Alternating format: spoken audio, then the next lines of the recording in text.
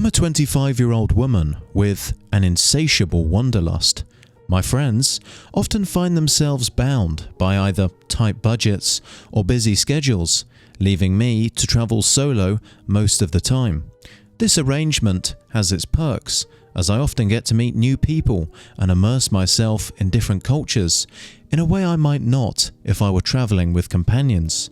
In December of 2011, I embarked on a month-long journey to South America, a trip that would start in Quito, Ecuador, and include a week-long detour to Peru.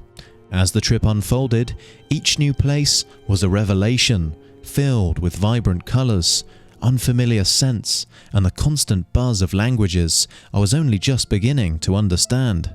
The locals I met were warm, and the landscapes breathtaking. I journaled every day, capturing details that I never wanted to forget. The taste of exotic fruits, the sound of bustling marketplaces, and the feeling of cobblestone streets under my feet.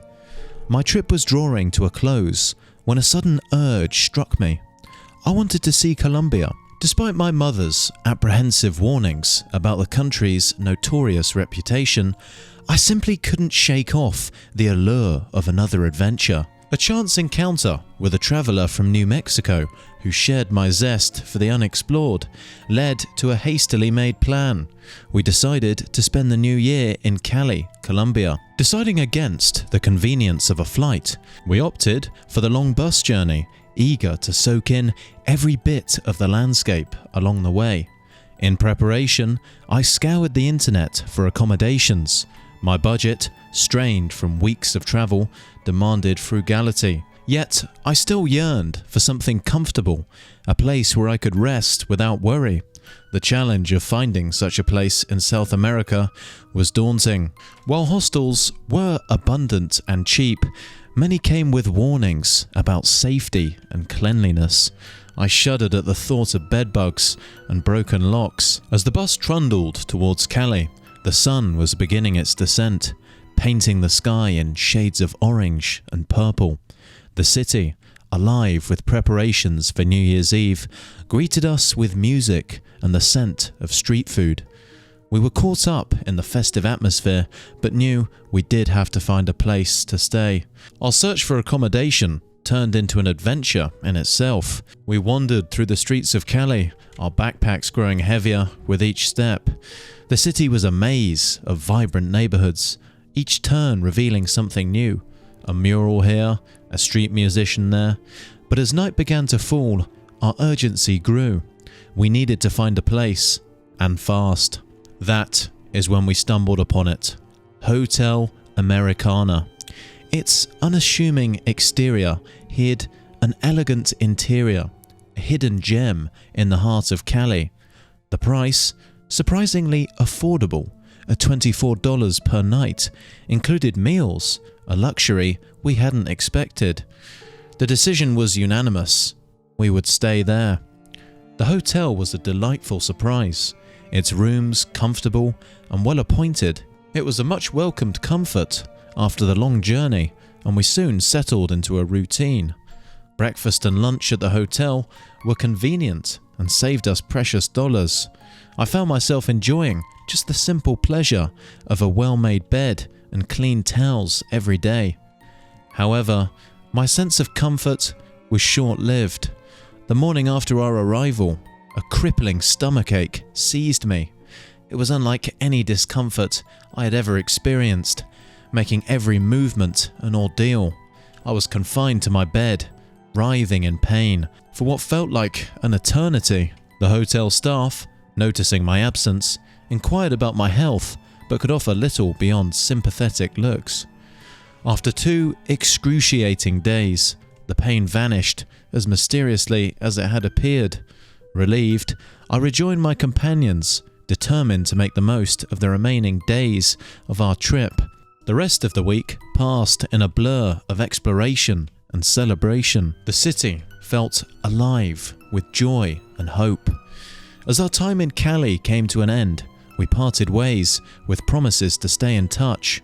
The Colombian friends we had met on the bus, now dear to us, exchanged hugs and contact information. The New Mexico traveller and I added each other on Facebook, a digital connection to remember our shared adventure. Returning to the US, life resumed its regular pace. The memories of South America became cherished entries in my travel journal, snippets of a life lived fully, if only for a short while. But little did I know, a disturbing revelation awaited me, one that would shatter the nostalgic sheen of those memories. It was a Monday, November day in 2012 when I received an unexpected message from the traveller from New Mexico. Our communication had dwindled to nothing since our return, so his sudden reappearance was both surprising and intriguing. His message was brief, a simple hello, but it carried an undercurrent of urgency that piqued my curiosity. I responded, and almost instantly he shot back a question about my well-being, as if he had been eagerly awaiting my reply.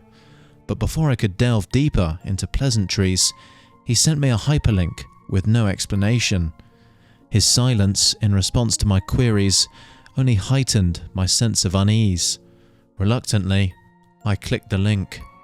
The webpage loaded, revealing a headline that made my blood run cold. 3 people on trial for eating and selling human flesh pastries. I stared at my screen, my mind refusing to process the words.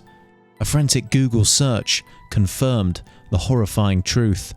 The people in the article were the same individuals who had managed the Hotel Americana, that very place where I had spent an entire week unknowingly eating their food. The shock was overwhelming. Memories of the hotel flooded back. The friendly faces, the meals, the casual conversations. How could such normalcy mask something so sinister? The article detailed their capture in Brazil, but there was no mention of their activities in Colombia. I realized then how opaque the crime reporting was in some countries, how easily atrocities could be hidden from public view. I was haunted by the possibility that I had consumed human flesh. The thought was repulsive, terrifying. In a state of panic, I reached out to my mother and sister, my voice shaking as I confessed my fears.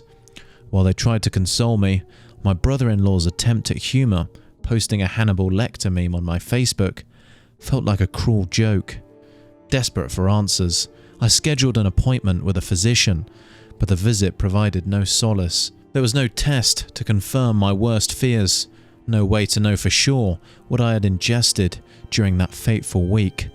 The more I read about the hotel managers, the deeper my horror grew. They had preyed on young women, luring them with false promises before ending their lives in the most gruesome manner. The number of their victims was uncertain, their delusions of purifying the world chilling. Lying in bed at night, I would find myself wondering about the meals that I had eaten, the people who had prepared them, the possibility that I had unwittingly partaken in their heinous acts was a thought I simply couldn't escape. The fear was not just about what I had consumed, but also about how close I'd come to being a victim myself. This revelation cast a dark shadow over my memories of South America. The vibrant colours and joyful experiences were now tainted by the gruesome reality of what had transpired behind the scenes at the Hotel Americana. The trust I had placed in the kindness of strangers during my travels was shattered. Though years had passed since that trip, the haunting question of what truly happened in the hotel kitchen remains unanswered. It's a reminder of the hidden dangers that can lurk beneath the surface of even the most seemingly benign places, a stark lesson that has forever changed the way I view the world and the adventures I choose to embark on.